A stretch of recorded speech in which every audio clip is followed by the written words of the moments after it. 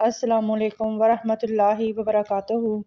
حضرت جبرائیل علیہ السلام نبی پاک صلی اللہ علیہ وآلہ وسلم پر شب برات میں نازل ہوئے اور عرض کیا، اے محمد صلی اللہ علیہ وآلہ وسلم، اس شب میں تھوڑی سی توجہ کیجیے، مشاہدہ کیجیے، عبادت کیجیے، اس رات میں حاجتیں پوری ہوتی ہیں۔ پھر جبرائیل دوبارہ آپ کے پاس آئے اور عرض کرنے لگے، اے اللہ کے حبیب صلی اللہ علیہ وآلہ وسلم، آپ کو اور آپ کی امت کو بشارت ہو، اللہ پاک نے مشرک کے علاوہ سب امت کو بخش دیا۔ اور پھر فرمایا، آپ سر اٹھائیں۔ آپ صلی اللہ علیہ وآلہ وسلم نے سر اٹھایا، کیا دیکھتے ہیں کہ جنت کے سب دروازے کھلے ہیں، اور فرمایا، آسمان کے دروازے کھلے ہیں۔ پہلے دروازے سے فرشتہ پکار رہا ہے، اس شب میں رکوع کرنے والوں کو خوشخبری ہو، یعنی 15 شعبان کی رات۔ دوسرے دروازے سے فرشتہ پکارتا ہے، اس رات میں سجدہ کرنے والوں کو خوشخبری ہو۔ اور تیسرے دروازے سے فرشتہ پکارتا ہے، اس شب میں دعا کرنے والوں کو خوشخبری ہو۔ اور چوتھے دروازے سے فرشتہ پکارتا ہے،